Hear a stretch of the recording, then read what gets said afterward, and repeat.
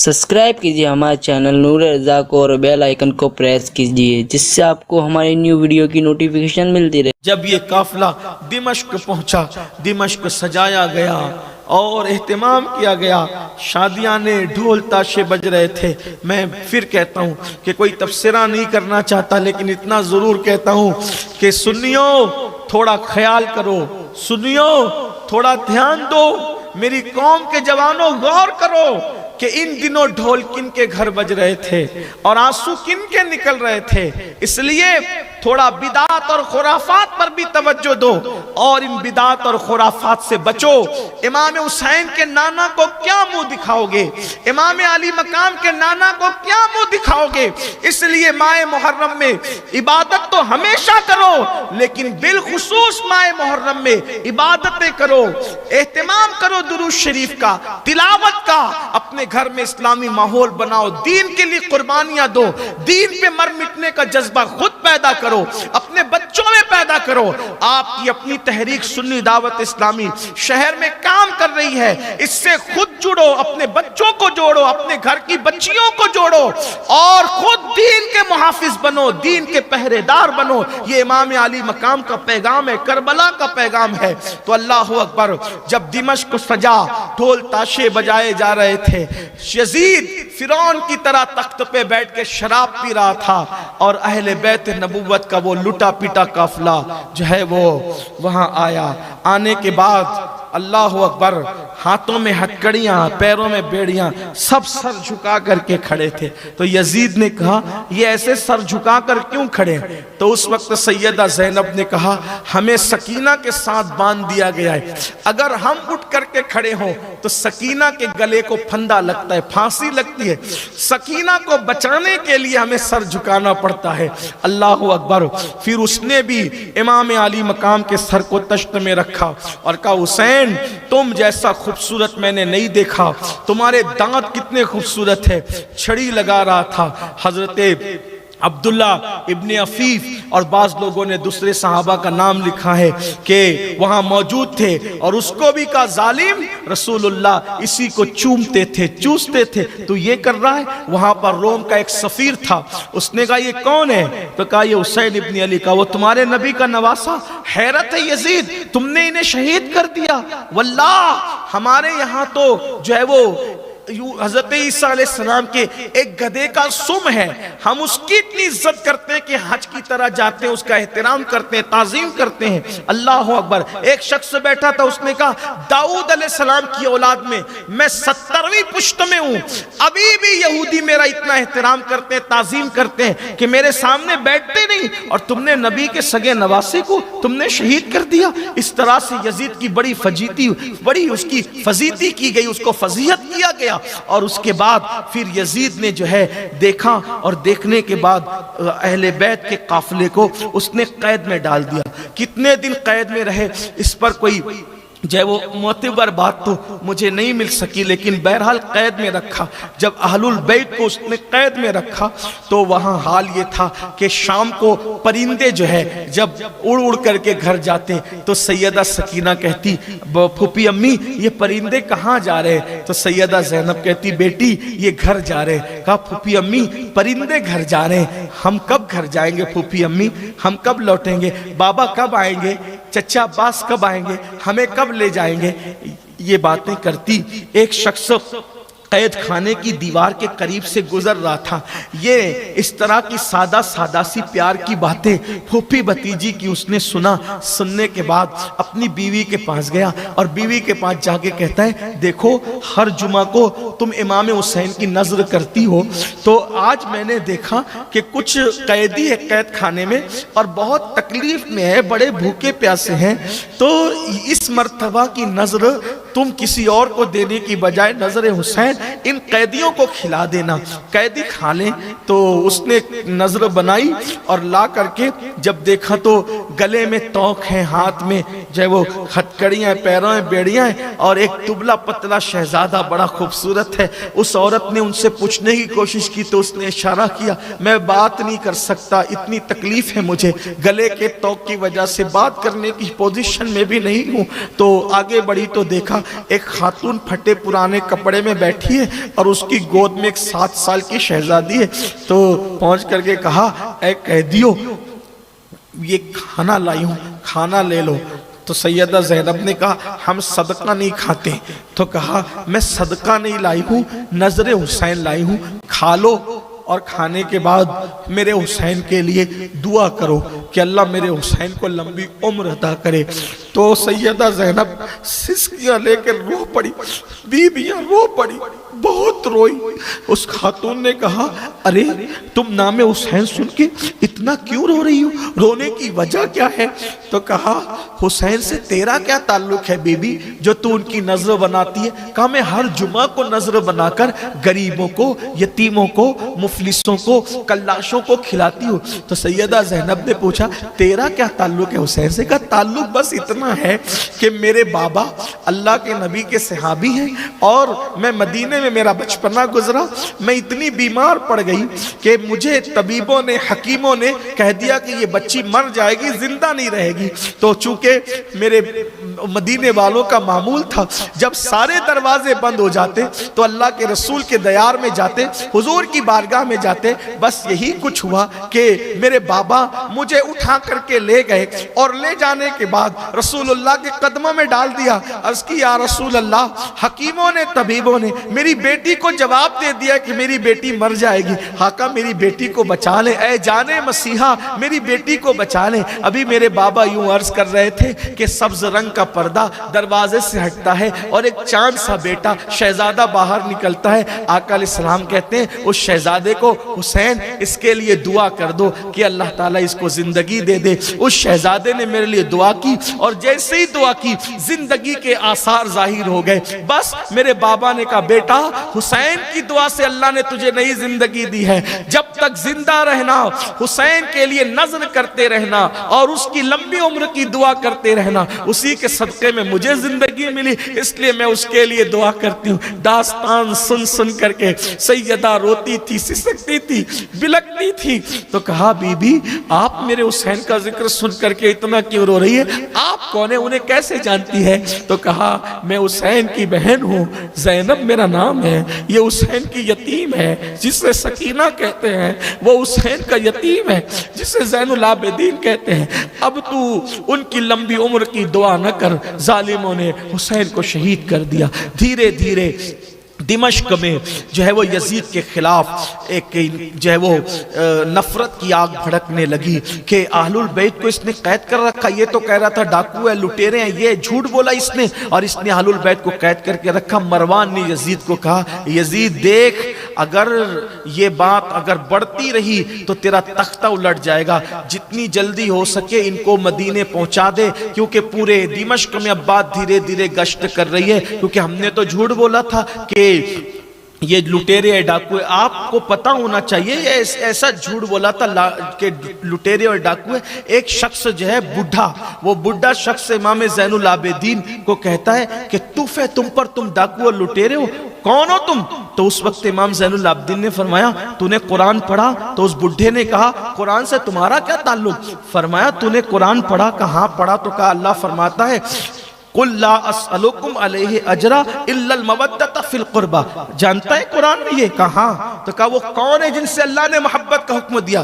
کہا وہ ہم لوگ ہیں آل محمد۔ آپ لوگ آل محمد ہیں؟ کہا ہمیں تو کہا گیا تھا کہ ڈاکو اور لٹیرے ہیں۔ کہا واللہ ہم آل محمد ہیں۔ اس نے معافی مانگی حضور ہمیں تو جھوٹ بولا گیا تھا، کچھ اور بولا گیا تھا، یہ حال کیا، لیکن حقیقت دھیرے دھیرے عام ہوتی گئی، سچائی عام ہوتی گئی۔ پھر یہ ہوا ایک انقلاب کی فضا ہموار ہونے لگی اور یزید کو تخت کا خطرہ ہوا، تو اس نے امام زین العابدین کو بلایا، کہا کہ دیکھو جو ہوا سو ہوا، اب بتاؤ کیا کرنا ہے، میں تمہیں مدینے بھیجنا چاہتا ہوں۔ امام زین العابدین نے کہا میری 4 شرطیں، نمبر 1 میرے بابا کے قاتل کو میرے حوالے کرو، نمبر 2 آج جمعہ کا دن ہے، جمعہ کا خطبہ مجھے دینے، جمعہ کا خطبہ میں دوں گا، اس کے بعد تیسری بات کہ جتنے سر ہے وہ سارے سر میرے حوالے کرو، چوتھی چیز یہ کہ مدینہ منورہ جو ہے وہ ہمیں رخصت کریں تو ہماری مرضی سے ہم جس طرف سے جانا چاہیں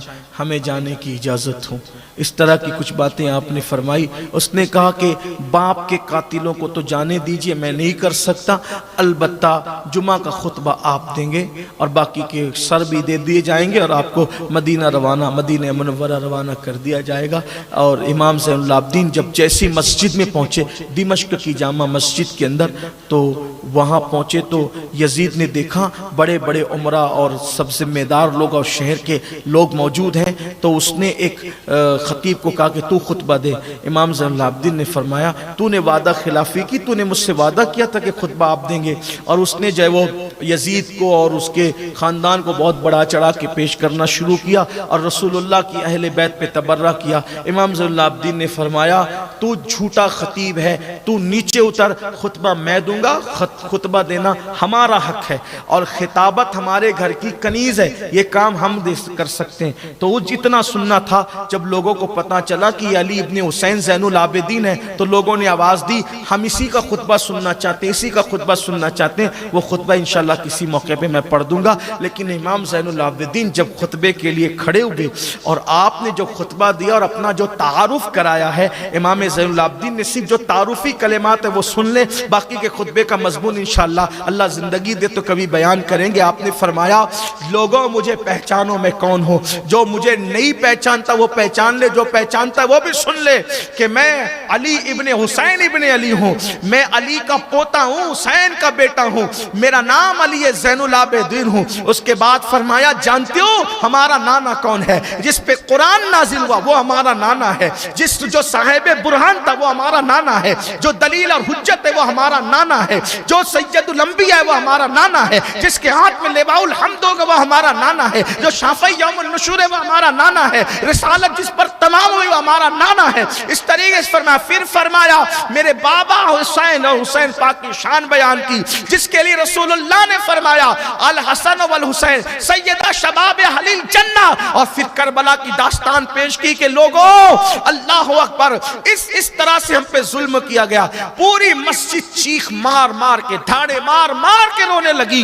یزید کو ایسا لگا کہ ابھی میرا تخت پلٹی ہوتا ہے، وہ نماز چھوڑ کر کے مسجد سے نکل کے چلا گیا اور جلدی سے اشارہ کیا کہ اذان پڑھو۔ اذان دی گئی، امام زین العابدین جو ہے خاموش ہو گئے۔ جب اشہد ان محمد رسول اللہ پڑھا گیا تو اس وقت یزید سے پوچھا یزید بتا یہ تیرے دادا یا میرے دادا ہے، تیرے نانا ہے کہ میرے نانا ہے؟ کہا آپ کے نانا ہے۔ وہ کہا جب تو جانتا تھا کہ یہ ہمارے نانا ہے تو ہمارے ساتھ یہ سلوک کیوں کیا؟ اور اس کے بعد جواب نہیں دے سکتا تھا، خاموشی سے مسجد سے نکل کر چلا گیا۔ اس کے بعد امام زین العابدین رضی اللہ تبارک و تعالی عنہ خطبہ دے کر نیچے اترے، حالات بدلنے لگے تو مروان نے کہا جلدی ان کو مدینہ منورہ روانہ کرو۔